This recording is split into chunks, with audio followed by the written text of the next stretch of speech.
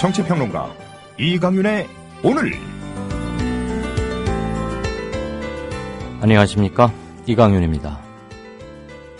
12월 23일 화요일 시작합니다. 경기도 의정부에 사는 주부 박아무개 씨는 요즘 속이 많이 상해 있습니다. 며칠 전 눈이 많이 온 날 눈썰 매장 데려가 달라고 떼를 쓰는 아들을 시장에서 3,000원 주고 사온 플라스틱 바구니에 태우고 아파트 단지 안에서 빙빙 돌았습니다. 형편이 빠듯해서 그 흔한 눈썰 매장 한 번 데리고 가지 못하는 게 안쓰러워 몸은 좀 힘들었지만 10바퀴도 넘게 돌아주었습니다. 며칠 뒤 친정을 찾은 박 씨는 그만 펑펑 울고 말았답니다. 아파트 경비원으로 일하시는 올해 70을 훌쩍 넘긴 친정아버지가 파스를 군데군데 붙이고 몸져 누워 계셨습니다. 아파트 단지 눈과 빙판을 치우느라 꼬박 사흘간 무리를 해서 몸살이 도진 겁니다. 쌓인 눈을 그냥 쓰는 게 아니고 단지 안에서 아이들 눈썰매를 태워주느라 다져지고 꽁꽁 얼어붙은 빙판을 삽으로 내리쳐 쪼개서 치우다 그만 몸살이 나신 겁니다. 치우지 않으면 주민들 상화가 여간 아니었겠죠.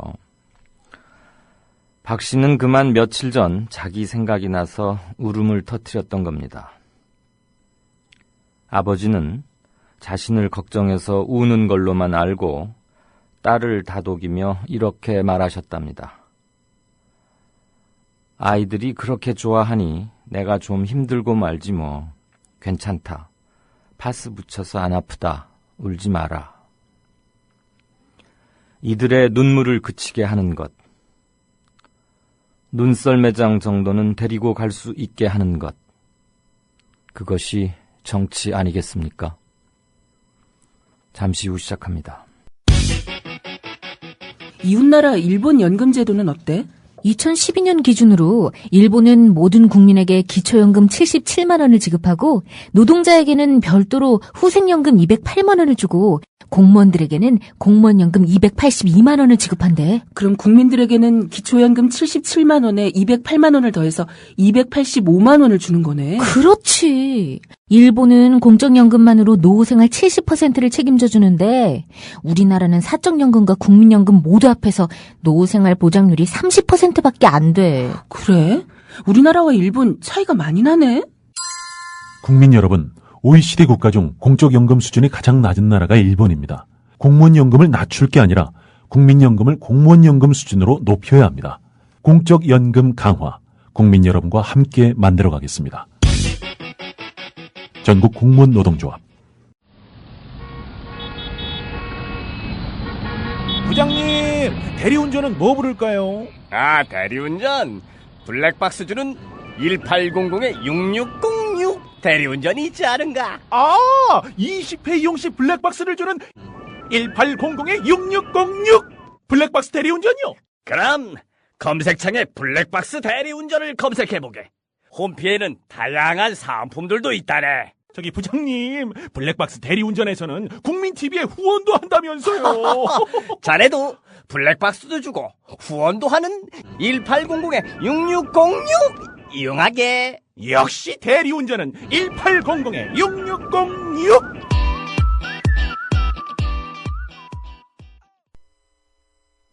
네, 12월 23일 화요일입니다. 날씨는 조금 풀린 것 같긴 한데 여전히 바람 끝은 좀 매섭습니다. 시국도 어수선하고요. 자, 뉴스 브리핑 시작하죠. 김용민 PD 어서 오십시오. 네, 방금 들어온 소식부터 전해드리겠습니다. 네. 조현아 전 대한항공 부사장에 대해서 방금 구속영장이 청구됐다는 소식입니다. 네. 이르면 내일쯤 사전 구속영장 청구가 될 것이다라는 보도가 오늘 오전부터 나왔는데요. 네네. 자, 그런데 경찰이 방금 전에 구속영장을 청구했습니다. 회사 차원의 증거인멸 시도를 알고 있었다는 증거를 확보했다는 건데요. 알고 있는 정도에 그쳤는지 아니면 시켰는지 네. 이것까지 파악을 해야 될 일이긴 한데 그게 우선은 굉장히 중요하죠. 그 증거인멸 시도를 알고 있었다는 점, 네. 이 점도 대단히 중요하다 이렇게 보고 있습니다. 그렇기 때문에 증거인멸 우려 또 도주 우려 그 두 가지는 구속영장 청구의 뭐 기본 사유니까요. 둘 중에 하나라도 하여간 그 우려가 있으면은 구속영장을 칠 수 있는 거죠. 자, 검찰은 지난 17일 조현아 전 부사장을 소환한 다음 객실 담당 여모 상무를 비롯해서 임직원을 불러서 증거인멸 혐의 등을 조사했는데요. 대한항공이 조직적으로 사건 축소 은폐에 개입한 정황이 속속 드러나고 있습니다. 여모 상무는 이번 사건이 발생한 직후 직원들에게 최초 보고 이메일을 삭제하라고 지시하고 거짓 진술을 강요한 것으로 알려졌습니다. 통신기록 확인 결과 조 전 부사장은 여상무로부터 관련 상황을 수시로 보고받은 사실도 확인됐습니다. 검찰은 조현아 전 부사장이 직접 지시를 내리지 않았더라도 증거인멸 시도를 묵인한 셈이기 때문에 증거인멸 교사 혐의를 적용할 수 있을 것으로 보고 있습니다. 네. 자, 영장이 청구됐다고 하니 법원에서 이제 구속 여부를 판단하는 절차가 남지 않았습니까? 네. 법원은 증거인멸 가능성과 사내 중대성을 고려해서 영장 발부를 결정하게 됩니다. 한편 국토교통부의 박창진 사무장 조사 역시 여모 상무가 동석해서 진술 과정에서 적극적으로 개입한 것으로 드러났습니다. 뭐 이런 조사가 다 있습니까? 대질도 아니고 말이죠. 네. 박창진 사무장에 대한 조사인데 말이죠. 여기에 회사 간부가 또 증거인멸을 한 것으로 알려진 여모 상무가 이렇게 동석을 했다면 국토교통부의 조사 이거는 대단히 불공정하다 이렇게 볼 수밖에 없는 거 아니겠습니까? 자, 그렇기 때문에 이 검찰이 국토교통부와 대한항공의 유착관계 의혹에 대해서 수사에 나설지 이것도 주목됩니다. 국토교통부의 조사 과정도 조사를 해야 됩니다. 네, 글쎄 말입니다. 네, 뭐 오늘 저녁 내일 중이면 뭐 영장 발부 여부는 판가름이 나겠군요. 네. 자, 그리고 이게 지금 뭐 이슈인데 처음에 한수원은 별거 아니라고 염려 없다고 그러더니 오늘 또 대통령이 이거 뭐 국가 안보의 비상 사태다, 위기 상황이다 이런 말을 하니까 도대체 어떻게 보고가 올라가고 어떤 판단들을 하고 있는지 모르겠는데 한수원 원자력 발전소 관련 설계 도면 해커가 오늘 오후 4개 원전의 도면과 핵심 개수를 또 공개했어요. 예. 원전 반대 그룹 회장 미핵. 예. 이런 명예의 글이 오늘 오후 3시쯤 트위터에 올라왔습니다. 한수원 사이버 대응 훈련 아주 완벽하시네. 우리 자꾸 자극해서 어쩌려고 키역. 이렇게 조롱한 다음에 원전 반대 그룹에 사죄하면 자료 공개도 검토해 볼게. 사죄할 의향이 있으면 국민들 위해서라도 우리가 요구한 원전들부터 세우시지 하면서 거듭 3개의 원전 가동 중단을 압박했습니다. 고리 1호기, 2호기, 월성 3호기 여기 중단하라고 한 거 아닙니까? 네. 그러면서 원전 도면 등이 담긴 4개의 압축 파일과 원전 기술을 설명한 기사에 인터넷 주소를 공개했습니다. 4개의 압축 파일에는 고리 1호기, 2호기와 월성 3, 4호기 도면 그리고 PC 화면을 캡처한 그림 파일이 담겼습니다. 이 파일에는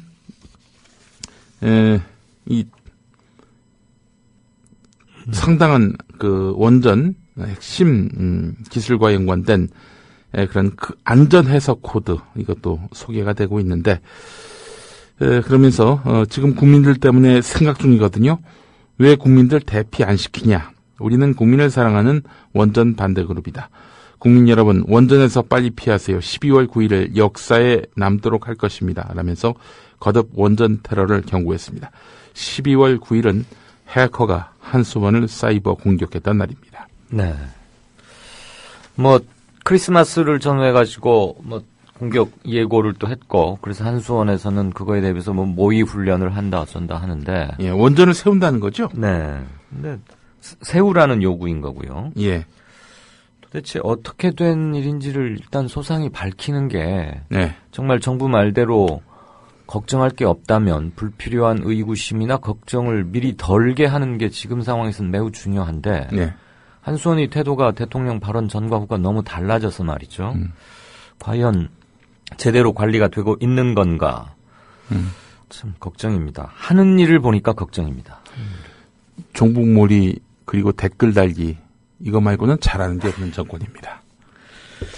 자, 그리고 그동안 말이 많았죠. 이런 실력으로도 정권을 잡을 수 있으면 대한민국이 도대체 어떤 나라입니까 이게? 아이고 참. 정권을 잡은 것과 예. 운영하는 것, 국정을 담임하는 것은 완전히 다른 건데 네. 뭐 잡은 과정도 말이 많잖아요.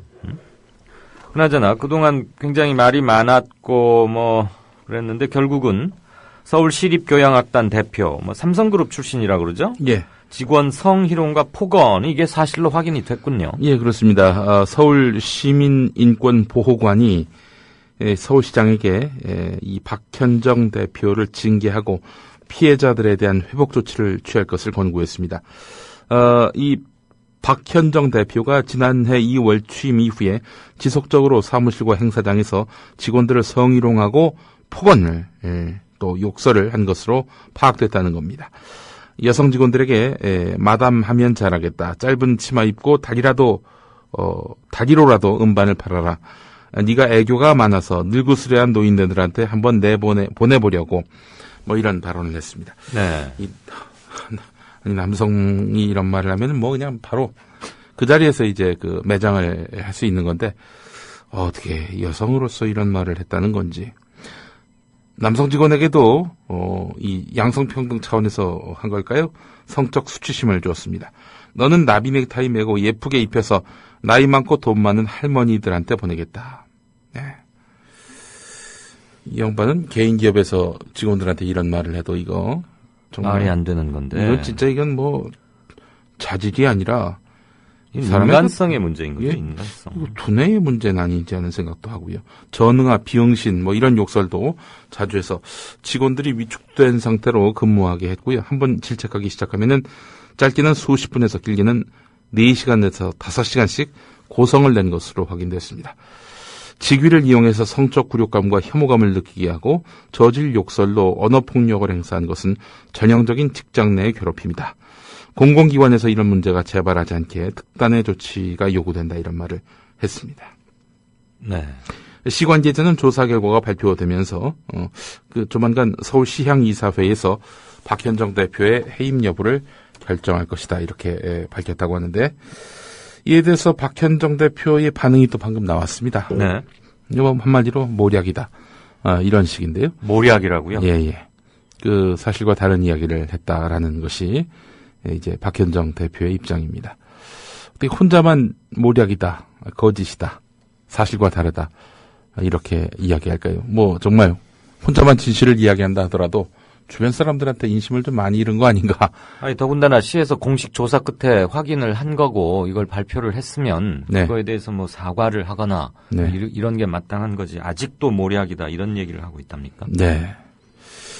이런 그 발언 참 설득력이 없어 보이는데 말이죠. 예.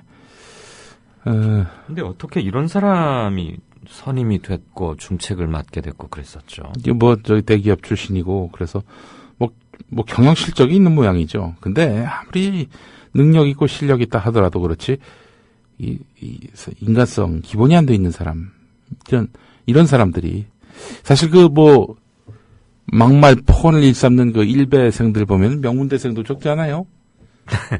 또 그래도 헌법재판관 11명 중에서 11명이 아니죠. 9명 중에서 김희수 재판관 빼고 나머지도 보면서 제가 한마디 했습니다. 속으로. 네. 공부 잘해서 뭐하나.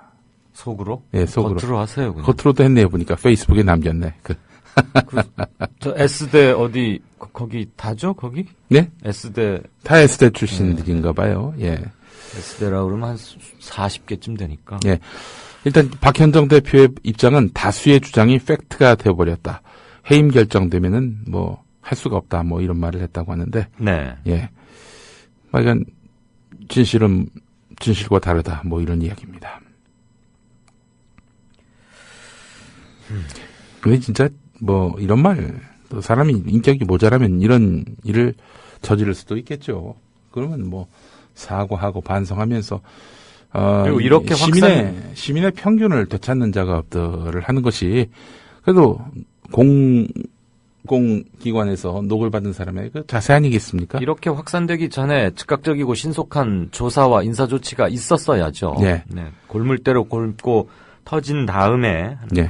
대단히 그 발생을 이런 것의 원인을 제공한 박현정 대표라는 사람도 그렇고 그 이후에 서울시의 대응도 대단히 문제가 많습니다. 사실 페이스북에서 몇몇 좀 유력한 페이스북 이용자라고 할까요? 그 글을 많이 쓰고 문제 제기를 잘 하는 사람들 중에 이 얘기를 진작부터 거론한 한 제가 알기로 약 3개월 전부터 줄기차게 팩트를 제시하면서 문제점을 지적해온 분이 있거든요. 그중에 지금 일부만 드러나고 있는 건데 어쨌거나 대단히 유감스러운 일입니다. 그리고 이거는 또 너무나 놀랍고 충격적인 일인데 세월호에서 귀환한 살아서 돌아온 단원고 2학년 여학생이 자살을 시도했다고요? 그젯밤 10시쯤에 이렇게 약물을 과다 복용해서 이렇게 쓰러졌다고 합니다. 시사인이 인터넷판에서 보도한 내용인데 주변 사람들 이야기를 종합해 보면은 연수원, 그러니까 이제 심리 치료를 받았던 곳이죠. 여기서 이제 학교로 복귀한 이후에 평소와 다름없이 지냈는데 글쎄요, 평소에 우울이나 불안 증세를 보이지 않았다고 합니다. 그래서 이 학생이 스스로 목숨을 끊으려고 하는 그런 행동을 보여서 주변의 충격이 더 크다고 합니다. 이 여학생은 스스로 목숨을 끊으려고 시도하기 전에 세월호에 탑승했다가 희생된 친구가 보고 싶다는 그런 글을 남겼다고 하는데 그래서 어제 아침에 일반 병동으로 옮겨져서 치료를 받고 있다고 합니다. 현재 가족 말고는 면회가 금지되어 있다고 하는데 일각에서는 정부가 생존 학생의 정신적 안정에 대해서 방관해 왔다면서 주장하면서 또 다른 피해가 날 것을 우려했습니다. 만약에 이 학생 진짜 천만다행으로 목숨을 이렇게 유지하게 돼서 망정이지 만약에 이 여학생의 일만으로 끝날 것 같지 않았었습니다. 그러게요. 또 평소에 우울이나 불안 증세를 보이지 않았다고 하니까 더 그렇고. 아이들이 보고 싶다. 그러니까 먼저 세상을 떠난 친구들이 보고 싶다. 그런 글을 남겼다는 거 아닙니까? 그렇습니다. 방금 들어온 소식에 의하면 조현아 전 부사장에 대해서 방금 사전영장을 청구한 게 아니라 내일 영장을 친다고 청구하겠다. 합니다. 청구하겠다고 입장을 발표한 거군요. 이제 시간의 문제일 뿐이지 영장 청구는 기정사실이 됐습니다. 어떻게 되어가는가는 여론들이 많으니까 검찰이 미리 입장을 밝힌 것일 수도 있죠. 그리고 사전 구속영장이니까 또 언표를 해야 하는 것이고요. 그나저나 단원고 학생들 그리고 그 일부 학부형들 이들에 대해서 심리치료 이런 것들 각별하게 해왔어야 한다고 계속 말해왔고 그게 벌써 지난 여름부터인데 물론 최선을 다했으리라고 믿고 싶습니다만 자살을 시도하는 것 이런 것들은 상당히 너무나 극단적인 거니까 그리고 그 나이 또래가 아주 민감하고 그럴 게 아닙니까? 그러니까 특별히 좀 더 관리를 했어야 하건만 안타깝습니다. 일단 학교를 옮기는 건 어떨까요? 저 그 생각을 좀 해보게 되는데 근데 또 사실 이 나이가 고2, 고3 될 때 학교를 옮긴다는 게 말이 그렇지. 근데 이런 특수한 상황에서 그 학교 다닌다는 것 자체는 이건 너무 그렇게 한둘이 만약에 떠나고 나면 남아있는 학생들이 받을 충격은 더 큰데 그 남아있는 학생들도 다 그냥 그 학년 통째로 그 학년 다 통째로 다른 학교로 가게 하는 것이 낫지 않겠는가? 글쎄요, 참 어려운 문제입니다. 주거지 문제도 있고 할 테니까. 참. 진짜 정부가 의지만 있다면 말이죠. 주거 대책까지 세워줬을 겁니다. 그렇지 않겠습니까? 그렇죠. 참. 여기까지 하겠습니다. 우울한 시절, 우울한 날들입니다. 뉴스 브리핑 김영민 PD였습니다. 미디어 협동조합 이사장 서영석입니다. 언론인으로 살아온 지 30년이 넘었습니다. 돌아보건대 힘 있는 사람들이 큰 돈을 써서 만든 방송 수없이 많습니다. 그러나 힘없는 사람들이 한 푼 두 푼 모아 만든 방송은 국민TV뿐입니다.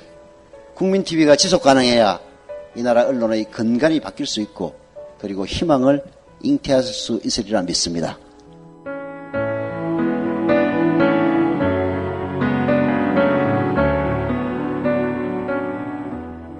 월 11,000원의 조합비 납입. 조합원 여러분의 많은 동참을 바랍니다. 자동납부는 미디어협동조합 홈페이지 국민.tv 또는 서울전화 3144-0933, 서울전화 3144-7737로 신청하실 수 있습니다. 여러분들에게는 언론혁명으로, 그래서 자부심으로 보답하겠습니다. 네. 청취자 게시판 좀 보겠습니다. 5시 51분 들어왔습니다. 물잡이님, 마음씨가 예쁜 학생인 것 같아요. 부모가 걱정할까봐 자신의 심정을 더 억누르고 있지 않았을까요? 네. 아마 많은 분들이 이렇게 생각하고 계실 것 같습니다. 말이 그렇지, 그 집단적인 참사, 그 아비규환에서 살아 돌아온 학생들이 어떤 마음의 상처를 입고 있을지, 그들이 받은 충격이나 데미지가 얼마나 클지를 사실 우리가 그저 막연히 추측만 할 따름이지 어떻게 헤아릴 수 있겠습니까? 오죽 힘들고 여러 가지 환영에 시달리거나 그랬을 수 있겠죠. 그러하니까 이런 극단적인 선택 시도를 하지 않았을까 싶고, 안 그래도 민감하고 힘들 나이, 한국의 고2, 고3 아닙니까? 인생에서 가장 아름다워야 할 나이지만 그것과는 너무나 거리가 동떨어져 있는 게 한국의 교육 현실인데, 참 공연불 같은 얘기밖에 못 드려서 그 살아 돌아온 학생, 그들의 가족, 그리고 세상을 유명을 달리한 304분의 영령, 그리고 그분 가족들께 대단히 송구한 말씀이지만 제발 좀 같이 살고 최소한의 생존권 누리는 그런 삶이 왜 그렇게 힘들어야 하는지요. 남아있는 학생들에 대해서 무슨 안산시 교육청 이런 데다 맡길 게 아니고 보건복지부나 중앙정부 차원에서 지금이라도 태스크포스 이런 것들은 걸핏하면 잘 만들던데 도대체 종합적인 대책을 갖고는 있는 건지, 그 정신과 의사인 정혜신 선생 이렇게 개별적 차원에서 가서 상담센터를 운영하고 하는데 도대체 나라에서는 뭘 하고 있는지 묻지 않을 수가 없습니다.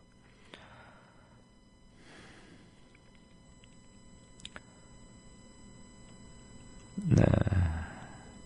노종면 국장이 조금 전에 미디어 협동조합 게시판에 올린 짤막한 글을 많이들 보셨고 놀라셨을 거라고 생각합니다. 게시판에 지금 굉장히 많은 글들이 올라오고 있는데요. 조합의 공식적인 입장을 제가 전달해 드리겠습니다. 노종면 국장이 사표를 제출했고 조합의 이사장은 사표를 공식적으로 반려했습니다.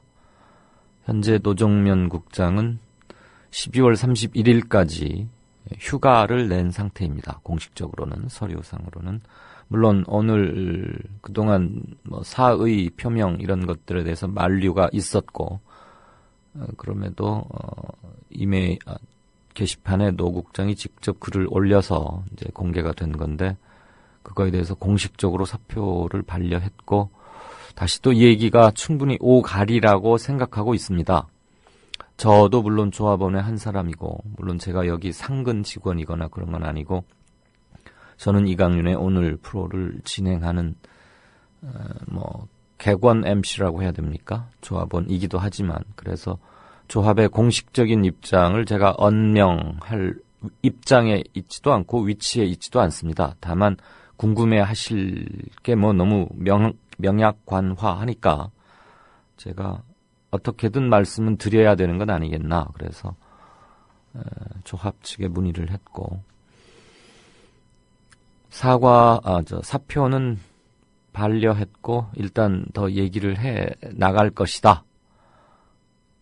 까지가 이 시간 현재의 공식적인 상황이니까 조합원 및 청취자 여러분들께서도 그렇게 이해를 해주시고 왜 그랬을까 무슨 일일까 당연히 궁금해하실 것 충분히 이해는 합니다만 이럴 때일수록 서로 든든한 버팀목이 되어주고 초심으로 돌아가서 같이 어깨를 곁고 가는 그런 자세가 필요하지 않을까. 그래서 궁금증은 조금 좀 참아주셨으면, 조금 담아주셨으면 어떨까 하는 생각입니다.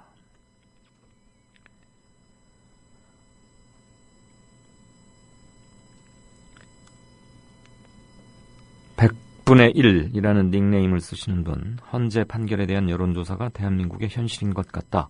6.5 대 3.5 두 국민 나라. 정치학에서 그 유명한 용어가 있죠.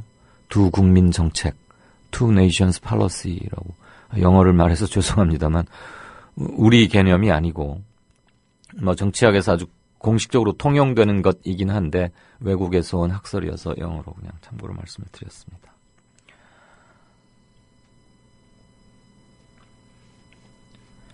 그랬더니 또 이런 노인들이 설령 사망해도 저 비율은 크게 바뀔 것 같지가 않다. 시베리아나 사막, 아프리카에 가서 나라를 하나 세우는 게 빠르겠다.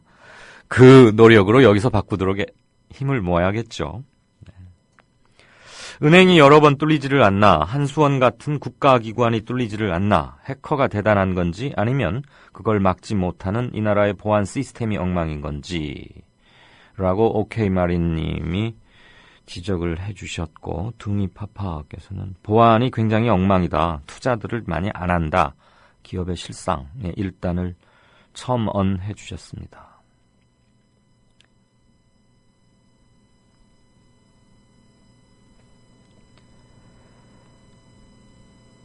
낭만 고양이님은 아이고 아이야 힘들겠지만 살자. 단원고 2학년 학생 그 아이한테 하는 말씀이시겠죠? 그렇죠. 힘들겠지만 그래도 살아야 하죠. 삶은 그 자체로 숭고하고 아름답고 아름다워야 하고 그런 거 아니겠습니까?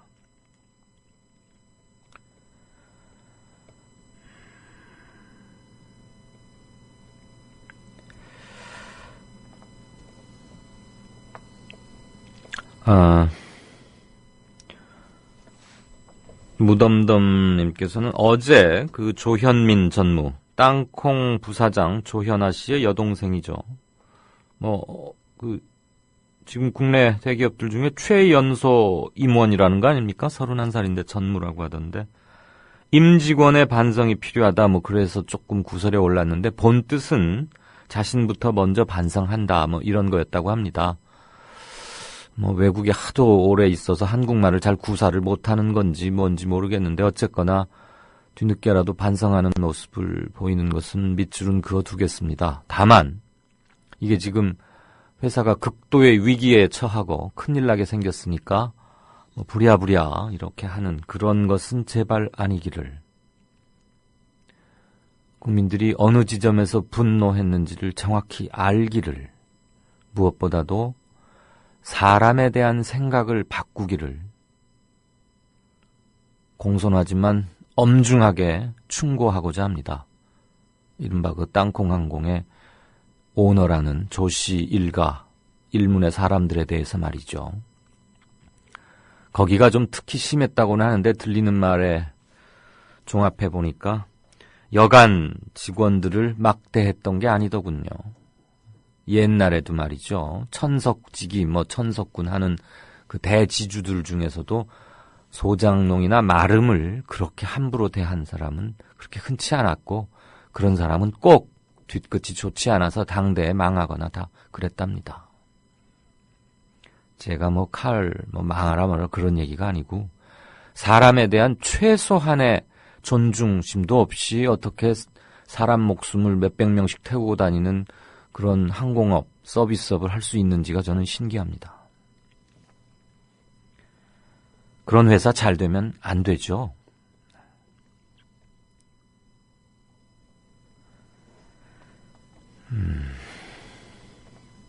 오늘따라 조금 더 늦는 것 같습니다. 여기 아이패드 작동하는 속도가요.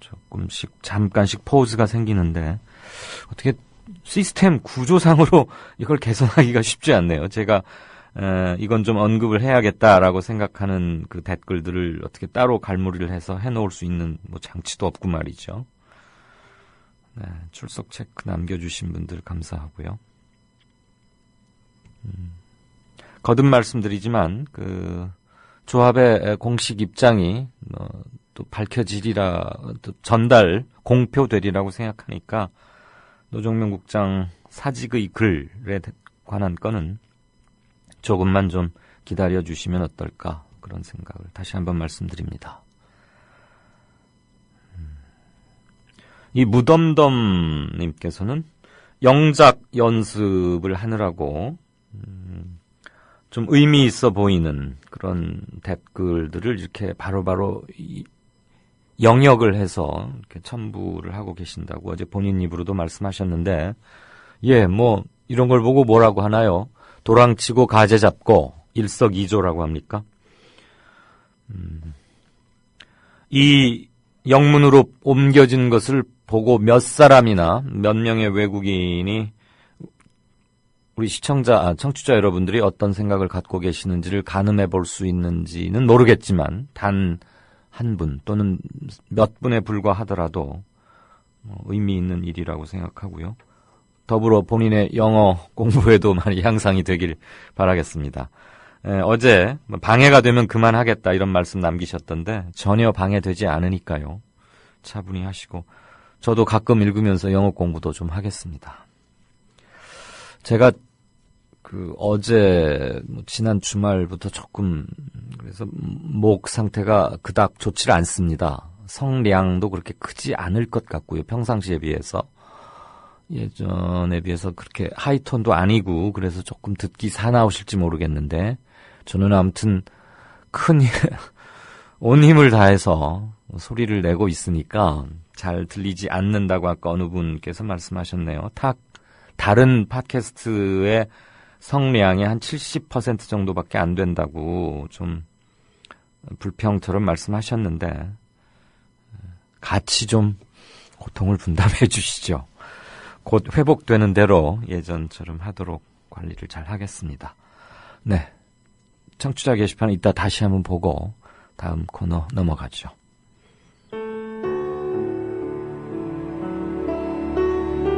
경남 거창에 사는 조합원 백함나무님. 남편의 유언으로 온 가족이 미디어 협동조합원이 됐습니다. 라디오 비평 들으실 때마다 아이고 속이 시원하다 이렇게 하시더라고요. 본인이 먼저 하시고요, 가입을. 예, 그 뜻을 이제 알았기 때문에 손자, 손녀 6명까지 그렇게 이제 다 가입을 하게 됐지. 작고한 부부는 왜 국민TV 조합원 가입, 이것이 이 시대에 꼭 필요한 언론운동이라고 확신했을까요? 가슴 아픈 가족사가 있었습니다. 저는 민족일보 조영수 그분 그때부터 관심을 많이 가지시고 저 동아투이 그때 남편이 광고도 내고 또 한겨레 주주도 되시고 저희 시어른 되시는 분이 보도연맹에 억울한 죽음을 당하셨습니다. 중학교 때 아버지가 억울하게 그리고 옥살이 하실 때 그 도시락을 가지고 감옥에 가서 어느 날 갑자기 그래 이제 총살 당했다는 그런 걸 안 겪었으면은 또 뭐 평범하게 살았을 수도 있는데.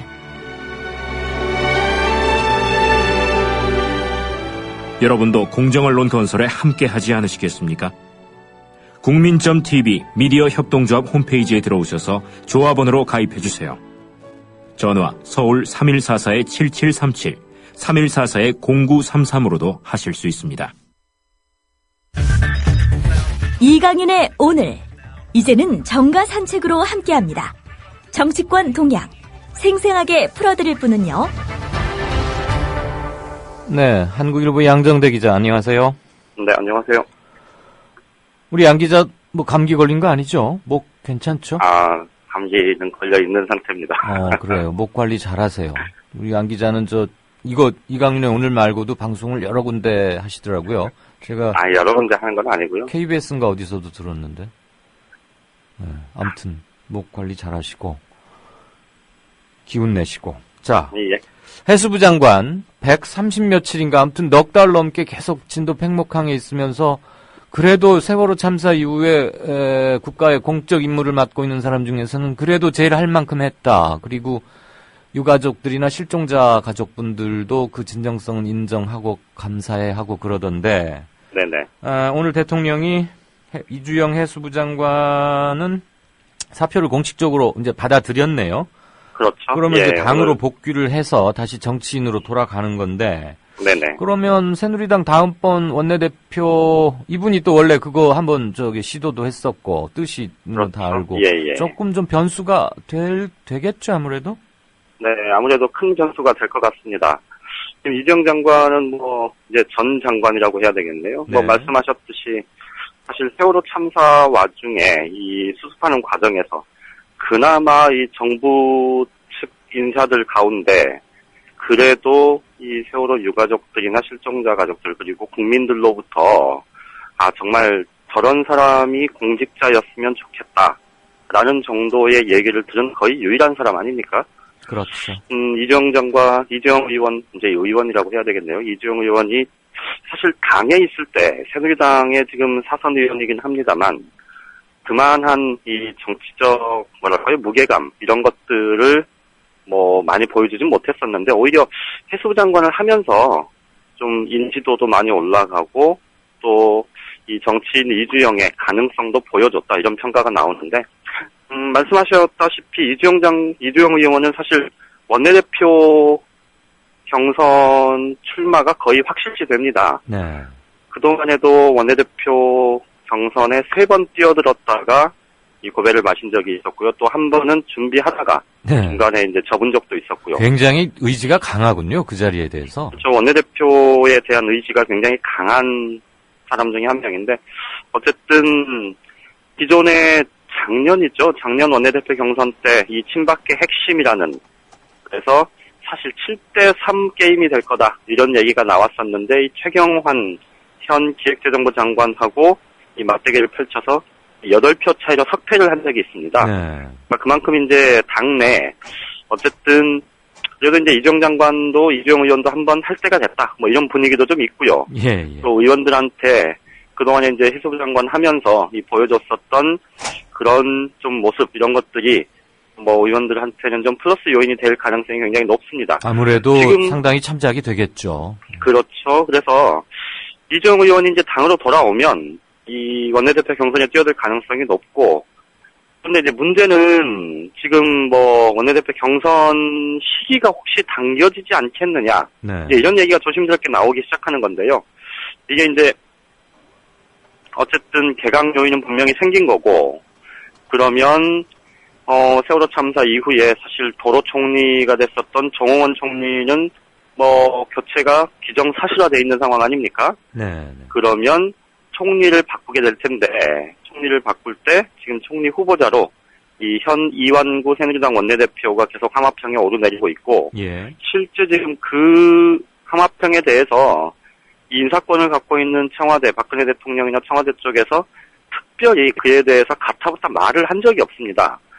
그러니까 세월호 참사가 발생한 이후에 9월 그러니까 이완구 원내대표가 된 게 작년 올해 5월이니까 불과 4개월 정도 지나서부터 이완구 원내대표가 총리 함합평에 오르내렸는데도 별다른 이렇게 반감을 드러내거나 그런 게 전혀 없었단 말이죠. 그래서 이완구 원내대표는 이제 총리 후보 물망에 자연스럽게 오르고 있는 상황인데 그래서 이제 이번 이주영 의원 같은 경우에 해수부 장관만 이 원포인트로 빨리 이제 빈자리를 메꾸는 방식으로 갈지 아니면 조금 이 총리까지를 포함하는 개각으로 갈지 네. 이 시점도 문제고 또 개각을 한다면 이완구 원내대표가 자리를 옮기게 될지 그러면 원내대표 경선도 당겨질지 이런 몇 가지 변수들이 지금 얽히고 설켜 있습니다. 네. 현재로 보자면 당장 곧바로 좀 개각을 총리까지 포함한 그런 개각으로 갈 가능성은 높아 보이지 않다는 게 대체적인 전망인 것 같고요. 필요하다면 이 원포인트로 해수부 장관 후보자만 먼저 임명을 하고 네. 다만 이제 좀 있으면 뭐 비선실세 의혹 검찰서 결과도 발표가 날 거고, 그러면 연초에 박근혜 대통령이 뭐 신년 기자회견이든 뭐 이렇게 새 국정 운영 구상을 밝히면서 좀 총리를 포함한 이 좀 넓히면 좀 중폭까지도 개각을 단행하는 그런 방식이 될 가능성이 높다, 이런 얘기가 나오고 있고요. 이제 해수부 장관을 당분간 공석으로 비워두고 그때 한꺼번에 할 가능성도 뭐 여전히 열려 있고요. 예. 그래서 실질적인 개각은 아마 1월 중순 정도가 될 것 같다, 이런 전망이 많은 것 같습니다. 꽤 여러 자리를 바꿀 것 같죠? 개각하게 되면. 아무래도 개각을 하게 되면 이제 집권 3년 차에 접어들고, 예. 그리고 이제 사실 작년에는 그 여권 입장에서 보면 작년에는 뭐 정원 댓글 대선 개입 의혹 사건, 예. 이것 때문에, 그리고 올해는 세월호 참사 때문에 사실 별로 이렇게 제대로 일을 못했다, 뭐 이런 좀 조바심이 있을 거고, 그래서 예. 내년 1년은 정말 일할 수 있는 뭐 유일한 시기다, 뭐 이렇게 이제 보지 않겠습니까? 그렇게 그렇죠. 보면 뭐 좀 장수 장관들 중심으로, 그리고 그동안에 좀 뭐 이런저런 논란에 휩싸였던 장관들이 있으면 한꺼번에 총리를 포함해서 좀 뭐랄까요, 이 비선실세 의혹까지 털어버리는 그런 정도의 좀 중폭 개각까지도 가능할 것 같다, 이런 전망이 많은 것 같습니다. 예. 그리고 이 문제 가지고 김무성 대표가 별로 그렇게 청와대에서 하려는 것에 썩 이렇게 입맛에 맞게 부응을 해오지도 않았었는데, 결국 군인연금 그리고 사학연금 개혁 문제 놓고 정부한테 세게 한마디 했군요. 네. 공무원연금 때도 한번 조금 청와대하고 초반에는 약간 엇박자를 냈었죠. 그랬었고. 네, 여보세요? 여보세요? 아하. 이게 어떻게, 왜 이럴 수가 있죠? 왜, 어쩌다가 전화 상태가 안 좋거나 끊겨야 하는데, 이거는 거의 두 번에 한 벌꼴로는 꼭 끊기니까 정말 자꾸만 이상한 생각이 들 정도입니다. 국회니까 더더욱 기지국 이런 것도 좀 잘 관리를 하지 싶은데 말이죠. 네, 양 기자. 네네. 네, 제 질문까지만 전달이 죄송합니다. 됐고, 네네. 답을 바로 시작하시면 되겠어요. 예. 김무성 대표가 오늘 그 일면 조간신문 일면에, 이 몇몇 조간신문 일면에 군인연금, 사학연금, 이것도 정부가 내년에 추진한다, 이런 기사가 난 걸 보고, 아침 회의 때도 사실 새누리당 지도부가 발끈했었는데, 결국 김무성 대표가 오늘 한 모임 토론회에 가서 정면으로 정부의 무능을 질타를 했습니다.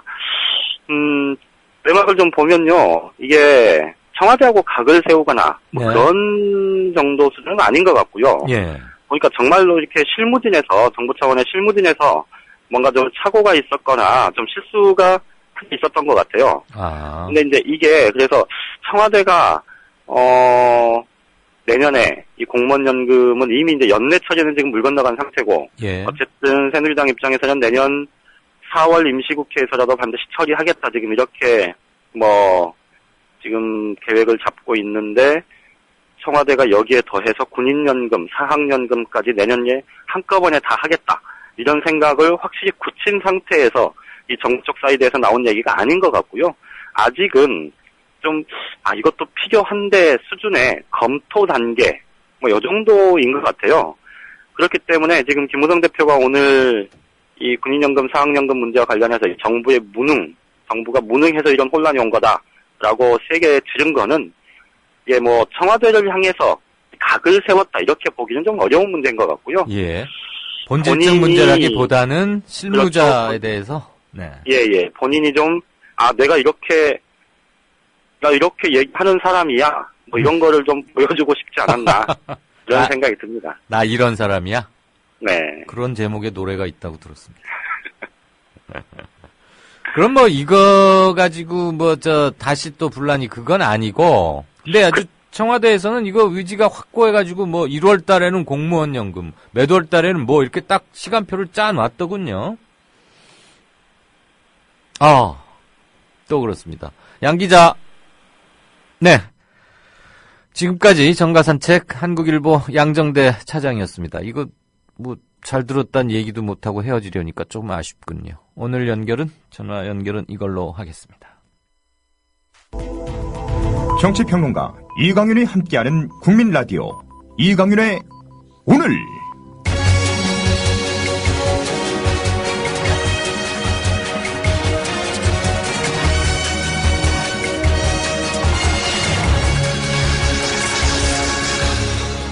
이강윤의 예리한 시각. 이제는 뉴스의 행과 간을 짚어냅니다. 네. 행간 오늘 고른 것은 새정년. 이름 바뀐 지가 몇 개월인데 참 입에 익지 않고요. 저만 그런가 했더니 상당히 많은 사람들이 아직도 급하면 민주당이라고 말하고 발음하려고 그러면은 오마조마 한답니다. 방송 자주 하는 사람들 어쩌다 이 얘기가 나왔는데 들어보니까. 새정치민주연합, 새정면. 40일 정도 앞으로 다가온 전당대회 두고 빅3 불출마 요구론이 조금씩 커지는 것 같아요. 그래서 그거에 대해서 조금 같이 생각해보고 제 졸견도 몇 말씀 드릴까 합니다. 우선 오늘자 문화일보에서 전대로 튄 불똥, 빅3 불출마 요구 활활이라고 조금 많이 과장시킨 제목을 달았는데 어쨌거나 그런 제목을 달고 있는 기사 한 대목을 먼저 들으시겠습니다. 새정치민주연합 내에서 문재인, 박지원, 정세균 의원 등 소위 빅3에 대한 불출마 요구가 확산되고 있다.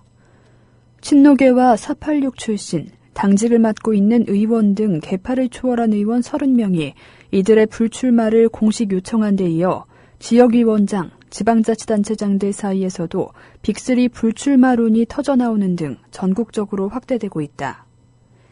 이들은 빅3가 출마할 경우 계파 갈등이 해소되지 않을 뿐 아니라 2016년 총선과 2017년 대선에도 희망이 없다고 주장하고 있다. 문박정 의원들의 불출마를 촉구하는 성명에서 서명한 새정치민주연합의 한 의원은 당심과 민심을 생생하게 듣고 있는 지역위원장이나 시장 군수들 사이에서도 이렇게 가면 안 된다는 분위기가 강하다며 밑바닥부터 이러한 흐름이 계속된다면 세 분이 예비 경선에 나가는 것이 호락호락하지 않을 것이라고 말했다. 예비 경선 선거인단에 포함되는 지역위원장, 지자체장 그룹에까지 빅3 불가론이 확산된 경우 빅3의 컷오프 통과를 장담할 수 없다는 것이다. 네. 빅3 요번에 나오지 마라 라고 주장하는 사람들, 의원 30명이 서명해서 성명서처럼 발표했다는 것은 어제 전해드렸고요. 요번에는 빅3 나오지 말라라고 주장하는 사람들의 논리적 근거는 이겁니다. 이른바 친노, 비노 간의 계파 갈등이 해소되지 않을 것이다. 대립이 격화된다. 그런 걸 국민들이 보면 얼마나 답답하고 실망하겠느냐. 그러니까 이번에는 참으시라. 이런 얘기잖아요. 우선 말이에요. 저는 친노, 비노라고 이렇게 나누는 구분법, 프레임이라는 말들 많이 쓰던데 이거는 다분히 야권 밖에서, 야권이 아닌 곳에서 야권에게 쳐놓은 덫이다. 기본적으로 그 덫의 성격이 강하다. 저는 그런 관점을 가지고 있습니다. 물론 내부에 어느 정당이건 그룹은 다 있습니다. 그룹이라고 해도 좋고 계파라고 해도 좋고요. 친소 관계라는 거 당연히 생기는 것이고요. 더군다나 정권을 획득하자. 그러면 그 정권을 획득하는 아주 어렵고 중요한 일이죠. 거기에 가는 데는 여러 가지 방법이 있을 수 있고 그것을 가지고 서로 좀 생각이 같은 사람들끼리 모여서 자기들의 논리적 기반을 더 강화하고 더 자기들 생각에 동조하는 사람들을 더 많이 늘려서 당내에서도 주류 또는 다수가 되려고 하는 것. 그건 너무나 당연한 겁니다. 투표를 통해서 선거를 통해서 정권을 잡겠다는 거 역시도 다수가 되려는 것, 다수를 차지하려는 것 아닙니까? 그러니까 저는 정당의 계파 또는 그룹이라는 이름이 있는 것 자체는 저는 그걸 문제 삼으면 그게 좀 이상한 거라고 보고요. 단지 그게 그 봉건적인 의미의 지연이거나 학연, 뭐 우리가 남이가 같은 사투리 쓰는 사람들끼리 모여서 우리끼리 똘똘 뭉쳐서 하자. 이런 배타적 연고주의에 기반한 그룹이나 계파라면 저는 그것은 당연히 격렬하게 비판받고 해체되어야 한다고 봅니다. 그렇지만 생각 그리고 무슨 정책적 방향 이런 거 가지고 뭉치는 것은 저는 하등에 문제될 게 없다고 보고요. 그런데 친노 비노라고 하는 것은 뭔가 이간질시키고 갈라놓고 그리고 지루하게 소모적인 대립감 이런 것을 풍기게 함으로써 피로도를 증가시키게 하려는 그런 게 좀 깔려 있다. 그 다음에 노무현이라는 정치인이 한국 근현대 정치사에서 대단히 돌출적이고 보기 드문 그런 길을 걸어왔고 정권 획득 과정도 그러했고 정권을 운용하려고 했던 기본적인 생각만큼은 적어도 이 나라 정치권의 이른바 주류라고 하는 그룹에서는 그게 보수가 됐든 진보가 됐든 여가 됐든 야가 됐든 말입니다. 흔히 보는 정치는 분명히 아니었죠. 흔히 보는 정치인이 아니었기 때문에 그는 그 많은 핸디캡과 그런 걸 무릅쓰고 그리고 직업 정치인이 된 지 불과 20년이 채 안 돼서 정권을 거머쥘 수 있었던 겁니다. 김대중, 김영삼 30대부터 출마하고 20대 때 국회의원 되고 그랬어요. 40년 넘게 평생 정치해온 사람들이고 지금도 그런 사람들 많고요. 그러면 그 노무현이라는 존재 자체의 특이성과 돌출성과 그다음에 헌신성 그리고 그가 가졌던 생각이 분명히 시대의 방향을 정확히 포착했고 또 앞으로 나아갈 방향에 대한 내비게이터의 역할도 했기 때문에 사람들은 그의 말투가 뭐였건 그의 가정사가 어땠건 학교를 어디를 나왔건 그런 거 따지지 않고 그에게 표를 줬던 거 아닙니까? 그를 좀 시기하는 사람도 있을 수 있겠죠. 같이 걸어왔던 야권이었건 뭐건 간에 그걸 안 좋아 대놓고 안 좋다고 한 사람도 있었고요. 어떻게 100이면 100 모든 사람이 다 좋아할 수 있습니까? 전국 노래자랑 진행을 몇십 년째 하고 계시는 송혜 선생 같은 분은 워낙 또 구수하고 이렇게 연세도 지긋하시고 하니까 많은 분들이 좋아하시겠죠. 근데 지금 우리는 그 송혜 선생 같은 그런 분을 대통령으로 또는 당수로 뽑자고 그런 건 아니지 않습니까? 다 호오가 있는 겁니다. 그런데 빅3 요번에는 쉬어라 그 말은 빅3가 나오면 친노하고 비노가 또다시 싸우게 된다. 빅3는 아시죠? 문재인, 박지원, 정세균 이런 분들을 말하는 건데 그러면 누가 친노고 누가 비노죠? 문재인 의원은 친노 비노라는 걸 그냥 수긍하다고 치자고요. 덫처럼 깔아놓은 그 용어 말고 민주당 이래로 지금 새정년회까지 이르는 동안에 당내에 여러 기류나 그룹이 있는데 그 중에서도 특히 참여정부에서 그러니까 노무현 전 대통령을 도와서 정권 획득에 직접적으로 헌신했고 초기 노무현 정부 국정 운영을 이렇게 셋업을 하고 스케치를 하고 이렇게 풀어가는 과정에서 직접 참여했고 이런 사람들 일단 친노라고 합시다. 그러니까 그 덫처럼 쳐넣은 친노 비노 말고요. 그런 거 있죠. 그 정도는 동의할 수 있는 거 아닙니까? 그러면 문재인 의원이 친노라는 것은 이론의 여지가 없겠네요. 박지원 의원이 친노인지 아닌지 저도 정말 물어보고 싶은데 제가 이 친노 비노라는 프레임에 대해서 대단히 그 음험한 게 깔려 있는 모략적인 구분법이다라고 하는 것 그런 견해를 오랫동안 일관되게 그리고 강하게 유지하고 있는 이유는 친노 비노 사이, 친노 비노라는 프레임에는 반노무현 그리고 주류 정치인이 아니었던, 감히 어떻게 저 정도가 대한민국의 일국의 대통령이 될 수 있었단 말이야? 이거 참, 이렇게 생각하는 그런 사람들의 그 못된 버르장머리 없는 생각, 그것도 있지만 또 하나는 친노 비노의 구분법에 지역주의를 은근히 대입시키는 시도가 있다 이 말입니다. 동의들 제법 하시리라고 생각합니다. 지역주의 깨자고 제일 먼저 그리고 제일 강하게 그리고 제일 끝까지 주장했던 게 노무현 전 대통령 맞고요. 본인의 이미 자꾸 하셨지만 그 순수성만큼은 의심하지 않는 거 아닙니까?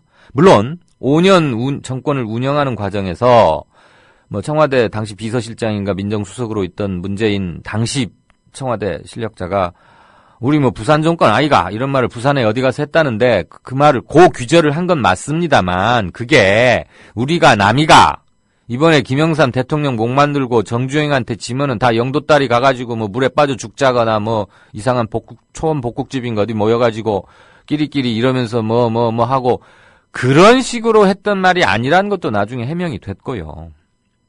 대승적으로 멀리 보고 함께 가자고 하면 또 본인이 그런 거에 대해서 명백한 사과를 했고 지난 대선 과정에서 그렇으면 더 이상 언급하지 않는 게 그게 올바른 태도라고 봅니다. 제가 뭐 영남 출신이거나 그런 거 아닙니다. 설령 영남 출신이라고 해도 뭐 그거 단순히 지지하고 그런 건 절대 아니고요. 그런데 당 내에서 친노 비노 간의 대립이 격화된다 이렇게 주장하는 사람들은 은근히 그 지역주의에 편승하려는 게 좀 깔려 있다. 저는 그것은 어떻게든 배격 받아야 한다. 그리고 그런 생각을 갖고 있는 사람은 일단 크게 뭉쳐야 할 야당의 대오라고 한다면 거기에서 그 사람은 자격에 문제가 있다고 저는 생각을 합니다. 왜? 지역주의는 정말로 망국적인 것이기 때문에요. 그게 또 이렇게 말하면 어떤 정치학자나 어떤 사람들은 지역주의 이거 한국에만 있는 거 아니다. 스페인에도 뭐 바스크족과 무슨 원래 분리독립해서 싸워왔고 잉글랜드를 봐라. 영국, UK라고 하는데 웨일즈, 뭐 스코틀랜드, 뭐 잉글랜드 그러지 않느냐. 거기는 민족이 달랐어요. 민족이. 종교가 달랐고 문화가 달랐고 대한민국의 지역주의는 뭡니까?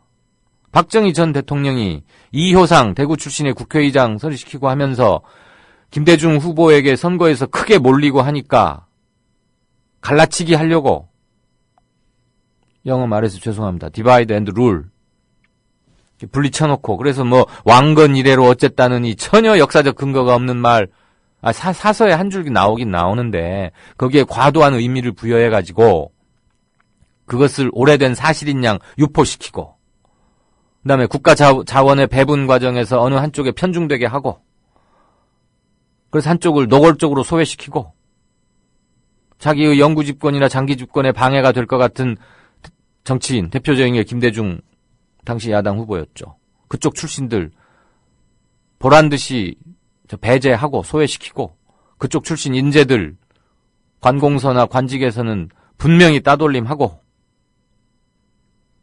그러니까 그쪽 출신들은 언론계 같은 데로 상대적으로 많이 갈 수밖에 없었어요.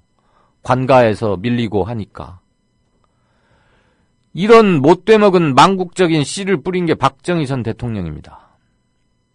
즉 한국에서의 지역주의는 지금 지역 갈등, 지역 감정은 기껏해야 50년이 채 되지 않는다. 역사적인 무슨 배경이나 무슨 그럴듯한 이유를 갖고 있는 게 아니라는 점을 말씀드리는 겁니다. 그래서 빅3를 뭐 불출마는 하자는데 뭐 친노 비노가 뭐 대립이 격화된다. 그다음에 뭐 김대중의 비서실장과 노무현의 비서실장이 한판 붙게 되면 당이 쪼개질 것이다. 저는 이거야말로 아주 저급한 수준의 마타도어라고 물을 흐리는 행위라고 보고요. 지금 이렇게 한가한 말을 하고 있을 땐가. 그러니까 비판을 받는다. 이런 말을 드리고 싶고 당의 실질적인 지분을 갖고 있고 영향력을 갖고 있고 중요한 정치적 비중을 띠고 있는 사람들이 내년 2월 8일 날 실시되는 전당대회에서 당권을 잡아야 확실한 리더십을 그나마 발휘할 수 있을 거 아니냐. 차 뛰고 포 뛰고 장기를 어떻게 두잔 말인가라고 반문하고 싶어요. 이번에 빅3 빠지자고 하면. 그럼 뭐 나올 사람들 많이 있겠죠. 그럼 그 사람들에 의해서 당이 얼마나 리더십을 갖고 일사불란하게 필요할 땐 뭉치고 뭐 이렇게 잘 돌아갈 수 있을까요? 효과적으로 작동될 수 있을까요? 대주주들은 뒤에 딱 버티고 있고 그 고용사장이 또는 뭐 지분은 한 3, 4%밖에 안 되는 사람이 사장을 하고 있으면 잘 되겠습니까? 실질적으로 발언권을 갖고 있는 사람한테 책임감을 주고 당신이 알아서 잘 해보시오. 당신의 모든 정치인으로서 암흑의 모든 것을 걸고 해보시오. 이렇게 맡기는 게 위기에 처한 회사를 살리는데 너무 당연한 거 아닐까요? 축구에 한번 비교를 해볼까요? 월드컵이 한 2년 후에 열린다고 칩시다. 그러면 월드컵 개막하기 한 2달 전쯤에 가서 진짜로 뛰어난 그리고 선수들의 마음을 휘어잡을 수 있는 카리스마 같은 지도력도 있는 그런 사람을 감독으로 앉힐 겁니까? 지금은 전지훈련 기간 중이니까 그냥 코치 좀 해본 사람 데려다가 당분간 당신은 월드컵 그거 할 때까지 그때 가서 제대로 다시 뽑을 거니까 그때까지 그냥 좀 이 팀 좀 맡아서 애들하고 고생 좀 해보소. 그러면서 당신 실력도 좀 늘고 그러는 거지 뭐. 그러는 건 아니지 않습니까? 그 다음에 또 일부에서는 486 세대들이 이 기회에 좀 당의 전면에 나서보고 싶다. 그리고 자신도 좀 정치적 체급을 키워보고 싶다 해서 나올 수 있다고 하는데, 예, 그건 좋습니다. 그런데 그 자력으로 커가면 되는 겁니다. 나도 좀 이제는 커봐야 되겠으니까, 나도 이제 재선 3선 되고 하는데, 나이도 50대 중반을 바라보고 있고, 언제까지나 60 넘은 그 양반들 뒤만 쫄래쫄래 따라다닐 거 알고 나도 좀 커봐야겠다. 좋지요. 반장 선거부터가 지가 좀 해보겠다고 나서는 거 아닙니까? 그러면, 누구누구는 나오지 마라. 그러니까 잉어들은 나오지 말고 미꾸라지끼리 와서 해보자. 그것도 웃기는 거죠.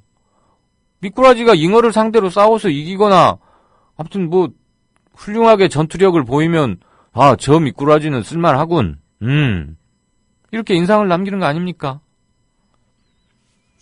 그다음에 야당의 정체성은 어떠해야 되고 내년 2월 전당대회에서 당권을 잡게 되면 어떤 역할을 수행해야 하는지에 대해서 명확히 밝히고 그걸 동의를 구하고 그 표를 얻고 지지를 받으면 되는 것이지.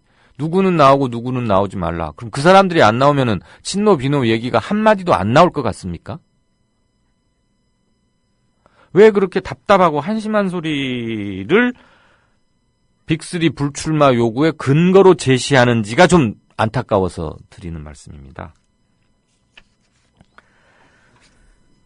다 나와서 있는 미천 다 보이고 앞으로의 향후 잠재력까지도 다 선보이고 그리고 심판받고 선택받으면 되는 겁니다. 이 정부 출범 이후 2년 동안 그냥 늘 허겁지겁 해오기만 했어요. 그건 여당도 마찬가지고 야당도 마찬가지예요. 국정 담임 세력이, 국정 운영 세력, 현 집권층이 의외로 너무 무능하다. 이런 말 지금 이제 상식처럼 하고 있지 않습니까? 속았다 이거죠. 좀 할 줄 알았는데 전혀 아니죠. 그런데 야당도 그 비판으로부터 자유롭지 못하거든요. 그렇다면 동원 가능한 그리고 가용 가능한 모든 자원을 다 끌어모아서 그중에서 최대치를 발휘해서 마치 엔진 출력을 최고로 높일 수 있도록 하는 것, 그것만이 망망대해에서 파도를 뚫고 갈 수 있는 배의 항해력을 획득하는 길이라고 생각합니다. 친노 비노가 또 막 싸움박질하면 국민들이 싫어할 것 같으니까 나오지 마라. 이런 구차하고 옹색한 그리고 논리적 근거도 별로 없는 그리고 이용당하기 십상인 그런 프레임에 사로잡혀서 이런 얘기 꺼내지 말고 차라리 문재인 아무튼 빅3인지 빅5인지 누구누구가 나오면 이 사람들은 이러이러한 문제점이 있으니 차라리 내가 해보겠다. 차라리 이렇게 떳떳이 밝히고 자기 셀링 포인트, 자기 구매력 매력적으로 만들어서 팔면 되는 거죠. 괜히 뭐 의원들이 이렇게 서명 받으러 다녀가지고 30명, 그 다음에 이 사람들이 계속 나오면 뭐 추가 행동을 경고한다 하는데 무슨 추가 행동을 왜 경고한다는 건지 도저히 이해가 안 갑니다. 지금 무엇에 집중해야 할 때인지를 잘 모르고 있는 것 같아서 좀 아쉽고 안타깝습니다. 그 점을 한 번 더 말씀드립니다. 뉴스 행간이었습니다.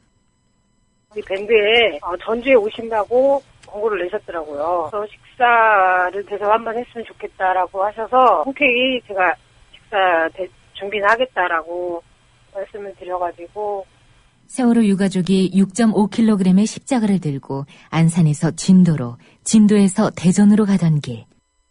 함께 동행하기도 했고 길목마다 식사를 대접했던 따뜻한 이웃이 있었습니다.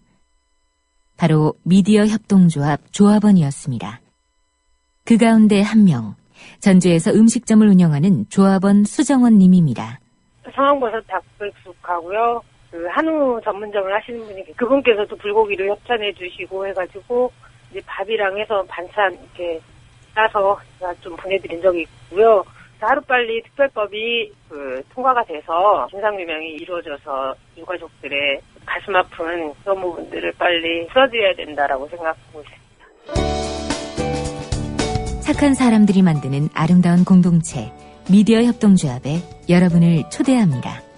미디어 협동조합 홈페이지 국민.tv 또는 서울전화 3144-0933 서울전화 3144-7737로 신청하실 수 있습니다.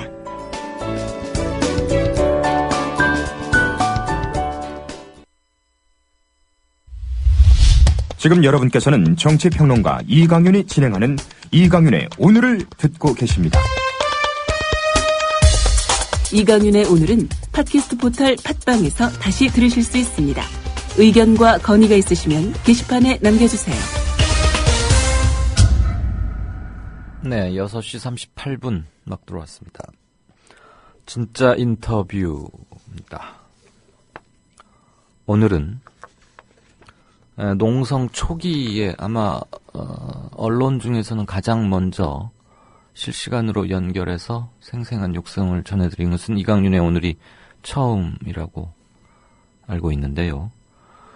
지난 13일부터 쌍용차 평택공장 70m 상공의 굴뚝에 올라가서 지금 농성 중인 두 분 계시죠. 금속노조 쌍용차 지부 김정욱 사무국장님 다시 연결하겠습니다. 보도를 통해서 아시겠지만 그동안은 식사도 제대로 공급하지 않았고요. 겨우 뭐 밥 하루에 한 끼 또는 어쩌다 두 끼, 그다음에 따뜻한 물 약간 이 정도만 회사에서 공급을 하고, 공급이라기보다는 그 정도만 올라가는 걸 이렇게 뭐 허용? 아무튼 통제를 하고 있었습니다. 그러니까 최소한의 뭐 생존조차도 아주 힘겨운 그런 상황에 있었던 거죠. 저도 굉장히 속상하고 많이 놀랬고 많이들 안타까워하시는데 그런 것들 얘기 포함해서 어떻게 되어가는지 그리고 함께 좀 얘기 듣겠습니다. 김정욱 사무국장님 연결돼 있죠? 안녕하십니까? 네, 연결돼 있습니다. 김정욱입니다. 아유, 이렇게 인사하시는데 목소리에 생기도 있고 약간 웃음기를 일부러 지어주신 것을 제가 조금 느꼈습니다. 맞죠? 저 아마 네, 저 그렇습니다. 너무 속상해 말하고 또 들으시는 분들 감정 상태를 고려해서 일부러 그래주시는 그 배려 잊지 않겠습니다. 그렇지만은 않습니다. 예, 지금 안녕치 못하시지요? 제가 안녕하시냐고 여쭤는 봤는데. 그렇게 표현하면은, 네, 그동안에 6년 동안 안녕치 못했는데요. 예, 오히려 이거 공장 굴뚝위에 올라오면서 오히려 좀, 마음에 좀 평정을 좀 되찾았던 것 같아요. 네, 한 곳에 모을 수 있고, 또, 명확한, 투쟁이랄까요? 싸움, 이런 결기를 다질 수 있는 점에서는 그럴 수 있겠습니다만, 그동안 눈도 많이 오고 아주 혹독하게 맵게 추웠습니다. 최근 일주일 동안도 그랬고, 지금 13일 날 올라갔으니까 오늘로 이제 만 열흘이 됐는데요. 네, 예. 만 열흘, 11일. 네. 일단 오늘 점심은 자셨습니까? 원래 약속은 점심이 올라오는 걸로 돼 있었는데요. 네. 오늘 또 점심이 올라오지 않았습니다. 아이고야, 이거 그래서 어떻게 저하고 밥을 기다리다가 어쨌든 굶었습니다. 저하고 인터뷰하는 날은 꼭 끼니도 거르시게 돼서 저는 지금 꽤 따뜻한 이 스튜디오에서 전화를 하고 있는데 너무 죄송해집니다. 거의 지금 체감 추위가 몇 도쯤 대략 어떻게 느끼세요? 뭐 많이 춥죠. 당연한 질문인데.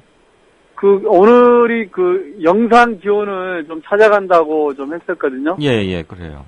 그런데, 근데 영상 기온이 어쨌든, 땅을 밟고 있는, 기온이었던 것 같아요. 여기는, 그래도 영하였던 것 같다는 느낌이 들고요. 네.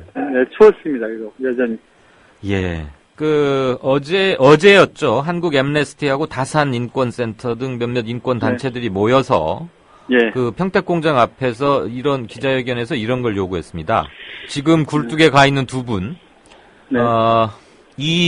이창근 금속노조 쌍용차지부 정책기획실장 그리고 지금 저와 말씀 중이신 김정욱 사무국장 이 두 사람에게 일일 3끼 식사 제공, 그다음에 최소한의 방한용품 제공, 그다음에 핸드폰, 휴대전화를 말할 텐데 의사소통에 필요한 배터리와 전기 공급을 요구했습니다. 마치 제가 읽어드린 이 세 개의 요구사항을 보면 무슨 대단히 비유가 그래서 그러는데 무슨 IS나 이런데 포로로 잡힌 사람들이 받고 있는 대우인가? 라는 생각이 들 정도거든요, 얼핏. 심지어 전쟁 중에도 이런 포로를 이렇게까지 하진 않는데, 이 겨울에 밥도 안 주고, 방한용품도 안 하고, 휴대전화, 유일하게 지금 지상과 소통할 수 있는데, 배터리 충전 이런 것도 안 되고 있단 말이냐 해서들 많이 놀라셨을 텐데, 이 사람들이 인권단체에서 이렇게 요구할 만큼 전혀 안 되고 있는 거 맞지요? 예, 실제로는 그렇게 안 됐었죠. 네. 예, 그런데 이제, 어제, 기자회견 끝나고 나서 어쨌든 조금 좀 달라지는 기미가 좀 있었거든요. 저희가 이제 올라온 지 만 11일째 되다 보니까 실은 이제 옷이나 이런 것들을 갈아입지 못했어요. 예, 전혀 이제 그렇게 하지 못하고 그러다가 이제 어제 실은 이제 저녁부터 조금 이제 첫날 빼고 어제부터 이제 방한용품이 좀 일단 올라왔었고요. 그리고 이제 우리, 이창근 동지가 실은 이제 컬러링이, 사랑의 배터리거든요. 실제로 어쨌든 저희가, 저희 문제를 알리기 위해서 또 그리고 어쨌든 저희가 최소한 생존하기 위해서는 실은 이곳에서 사람이 어떻게 생활하고 어떤 상태인지 혹여 저희가 연락이 안 되면은 어떻게 됐는지 실은 핸드폰이나 이런 것도 연락이 안 되면 확인도 안 되는 거 아닙니까? 그렇죠. 예. 그래서 최소한 어쨌든 생존할 수 있는 조건들은 만들어줘야 되는 건데, 실은 저희가 실은 어떻게 보면 이 공장 안에 들어왔다고 해서, 포로인 것도 아니고, 실은 저희도 엄연한, 존엄성을 가지고 있는 인간인데, 그렇게 대우하는 것들에 대해서 저희가 솔직히 이렇게까지 해도 되는가에 대해서는 실은 6년 동안 지켜보면서, 그럴 수 있겠구나, 이렇게 실은 당연한 것처럼 오히려 생각이 들 정도로, 회사가 어쨌든, 이야기 좀 하자고 하는 것들에 대해서 전혀, 고려하지 않고, 이렇게 저희들 문제에 대해서, 이렇게 지금, 생각하고 있는 것 같습니다. 네, 김 국장님. 네. 방한용품이나 끼니가 회사의 허락을 받아야 하는 사항입니까? 저는 그렇게 보지 않거든요. 네. 최소한 어쨌든 저희가, 그러니까 회사든 정부 어쨌든 공권력이 봤을 때, 그러니까 실정법을 어겼다고 한들, 그렇다고 해서, 저희도 똑같은 국민인데, 저희를 어떻게 보면 그냥 테러범처럼 그러니까 이렇게 취급한다는 것 자체가 실은 너무나 좀 뭐랄까 부당한 거죠. 그러니까 부당한 걸 좀 떠나서 도저히 좀 용납이 안 되는 문제라고 저는 생각이 들거든요. 아니 지금 회사에다 밥을 사서 올려보내라 아니면 뭐 거위털 파카를 사서 올려보내라 마스크를 사서 올려보내라 이러는 거 아니고 네. 가족들이나 아니면 우리 지금 두 분과 뜻을 같이 하는 분들이 이렇게 올려보내는 그러니까 회사 물품이 아닌데 회사 비용으로 네. 하는 게 아닌데도 회사가 왜 통제를 하죠? 회사 내 시설이라 그런가요? 아니 그러니까 어쨌든 이제 6년 동안 이제 저의 판단 6년 동안 저희들 문제에 대해서 많은 사람들이 또 알고 진실이 어쨌든 그러니까 보여지는 모습이 다 진실이 아닌다는 것들에 대해서 네. 많은 사람들이 좀 알고 있다는 생각이 들어요. 그래서 저희들이 어쨌든 이렇게 당연히 이렇게 투쟁할 수밖에 없는 것들에 대해서 저희가 이제 SNS나 이런 것들을 통해서 많은 사람들에게 전달되고 하는 것들에 대해서 저희가 여전히 회사가 좀 껄끄러워하는 것 같고요. 네. 오히려 어쨌든 뭐 현장에 공장 안에 근무하시는 분들이 저희들 문제에 대해서 또 많은 또 관심들을 가지고 계신 분들이 있는 것 같아요. 어쨌든 전화도 오고 미안하다고 뭐 이렇게 자꾸 이제 문자도 보내시고 하는 거 보면은 예. 그러니까 오히려 이제 그런 동요되는 문제들, 예, 그러니까 그들이 하는 행동이 결코 실은 나쁜 게 아니라 어쨌든 우리가 요구했던 함께 살자하고 이제 부합되는 문제에 대해서 오히려 회사가 되게 이제 부담스러워하고 뭐 제가 듣기로는 사장 되신 분이 오히려 이 문제에 대해서 신경 쓰고 그러면은 그들이 더 굴뚝에서 내려오지 않을 것이다. 예. 오히려 우리가 신경 안 쓰고 그냥 내버려 둬버려 고립시키면은 네. 그들이 더 내려올 것이다. 뭐 이런 뭐 표현까지 할 정도로 저희들 문제에 관련돼서 되게 심각하게 보고 있는 것 같습니다. 네. 네, 보충 질문 하나 드리겠습니다. 네. 현재의 쌍용차 회사 경영진이 네. 6년 전에 저 쌍용차 대규모 정리해고를 단행했던 그 경영진하고는 전혀 상관이 없지 않습니까? 지금 현재 사장이 지금 6년 전에 네. 쌍용차 관리인으로 그러니까 적정관리직 관리인으로 파견돼서요. 네.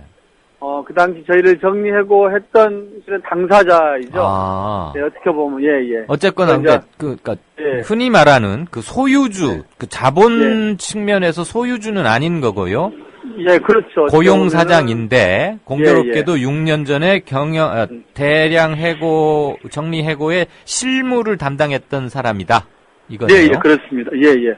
그리고 이제 그때 저희가 이제 가장 실은 이제 뭐랄까 고통스럽고 힘들고 분노스러웠던 게 저는 이제 여전히 기억 속에 남아 있는 게 하나가 있는데 2009년도에 그 당시 중국 상하이 시절에 사장이었던 최영탁이라는 사람하고 기술연구소 핵심을 담당했던 임모 상무하고 이런 사람들은 그 당시 어쨌든 자기들이 책임을 회피하기 위해서 사표를 쓰고 나가버렸습니다. 그래서 퇴직금을 비롯해서 그 당시 쌍용차 최고급 차량 최면 실은 TC 받을 수 있는 조건까지 다 받아가지고 나가버리고 그때 지금은 잘 모르겠지만 어쨌든 최근 상황까지는 그 기술을 도둑질해갔던 중국 상하이 차에 가가지고 또다시 기술을 팔아먹고 있거든요. 그러면요, 잠깐. 지금 중국 상하이에 이어서 쌍용차를 인수한 곳이 인도의 마힌드라인가? 마힌드라. 네, 발음이 좀 쉽지 않던데. 거기도 그렇게 쌍용차에서 기술이나 이런 거 알짜배기만 빼먹고, 단물만 빼먹고 버리려고 하는 그런 생각을 갖고 있습니까? 저희는. 아니면, 예, 아니면, 예. 지금 그쪽을, 그러니까 소유주는 인도로 넘어갔지만, 네, 예. 현지 경영 이런 책임은 다 지금 국내인들한테 맡겨놓은 거 아닙니까? 이른바 네, 뭐 그렇죠. 전문 예. 경영인, 이제 지금 법정관리인 출신이 현재 전문 경영인 대표이사를 하고 있는데, 예. 이 사람의 노조관이나 이게 문제가 있어서 그런 겁니까? 아니면 인도 측에서 여러분들에 대해서 대단히 뭐 이렇게 안 좋게 생각하고 있고, 그래서 이런 최소한의 인도적인 것마저 통제하고 그러는 겁니까? 네, 이제 어쨌든 아까 좀 말씀하셨던 것처럼 이제 사장이 가지고 있는 어쨌든 경영 마인드에 대한 뭐 가치관 문제도 저는 좀 피력할 수도 있겠지만은 실제로 어쨌든 마인드라가 어쨌든 가지고 있는 근본적인 문제가 있을 것 같다는 생각이 들거든요. 네. 그게 왜 그러냐면은 어쨌든 마인드라는 그러니까 그 인도에 있는 마인드라는 저희 쌍용시아보다는 그러니까 저희들이 판단했을 경우는 조금 수준이 떨어지는. 그렇죠. 자동차 기술로서는 떨어지는 거고. 네. 실제로 어쨌든 투자나 이제 이런 것보다는 그쪽에 이제 그 현지에 이제 그 공장을 만들고 있고 실제로 뭐 중국 상하이 시절에는 그래도 헐값이라도 실은 이제 기술료라든지 이런 것을 지급을 했었는데 네. 지금의 인도 마인드라는 저희가 되게 염려스러운 게 뭐냐면은 크로스 라이센스라고 네. 서로가 가지고 있는 기술을 같이 공유한다고 이야기를 하면서 그렇게 이제 기술을 예. 실제로 보면은 쌍용차 기술을 가져가고 있거든요. 네네. 그런데 면밀히 보면은 우리 기술이 더 앞선데 그들한테 우리가 과연 받아올 게 기술이 어떤 건지 실은 이제 의문스러울 수밖에 없는 거죠. 실은. 크로스라는 건 말 그대로 서로 주고받고 이러는 관계가 돼야 되는데 쌍용차에서 가져갈 건 많고 쌍용차가 그쪽에서 가져올 건 별로 없다 이 말씀이죠? 네, 제가 판단했을 경우는 그렇거든요. 네, 네. 예. 그래서 이제 그런 측면들 여러 가지 상황들을 놓고 보면은 실제로 여전히 어쨌든 여기 그 사장은 있지만은 모든 결정이나 이런 것들은 뭐 이사회나 그러니까 이런 것들 통해서 실은 중요한 경영과 관련된 사항들은 다 결정하게 되거든요. 이제 운영이라든지. 네. 그렇게 보면은 실제로 인도 마인드라가 가지고 있는 뭐 경영 윤리나 이런 것들에 대해서 실은 의심할 수밖에 없는 거죠. 저희 입장에서는요. 네. 예. 조금 서운하게 듣지 마십시오, 행여라도. 지금 네, 어쨌거나 대법원의 최종 판결로 인해서 정리해고는 무효가 아니다. 그 정리해고는 정당했다. 이렇게 지금 결정이 이제 나버렸지 않습니까? 일단 법적으로는. 네, 예. 그러면은 현재의 회사 경영진은 미복직 해고 노동자들과 교섭해야 할 의무가 사라진 상태인가요? 제가 알기로 왜 이 질문을 드리냐면 제가 알기로 법적인 문제로 봤을 경우는 실은 저희가 추정할 수 있는 게 여러 가지 있지만은 단순하게 보면 우리 그냥 국민들이 보통 봤을 경우는 그런 관계가 성립되지 않다 이렇게 판단할 수도 있죠. 그런데 그때 회사가 경영이 정상화되면 가장 우선적으로 정리 해고 노동자들을 복직시키겠다. 왜냐하면 모두가 살기 위해서 어쩔 수 없이 그러니까 정리 해고를 한 거니까. 네, 그렇죠. 그러니까 회사를 존치시키기 위해서 피눈물을 머금고 이렇게 살점을 일부러 떼냈던 거 아닙니까? 예, 그렇습니다. 경영이 정상화되면 최우선적으로 복직하겠다는 게 분명히 있었는데 그것은 정리해고가 뭐 부당했다, 무효다, 아니면 유효하다 그 논쟁을 떠나서 그 조항은 그래도 계속 살아있는 거 아닌가요? 넓게 보면 그게 맞는 거죠. 그래서 저희도 어쨌든 저희가 돌아갈 공장이기 때문에 또 돌아갈 회사이기 때문에 최소한 저희가 거리에서 취재를 하든 뭘 하든 이들과 공장 안에 있는 노동자들과 함께하기 위해서 최소한 저희가 어쨌든 하지 말아야 될 사항들에 대해서는 실은 우리 투쟁하는 동지들도 그것들에 대해서는 실은 그러니까 표현하자면 불매죠.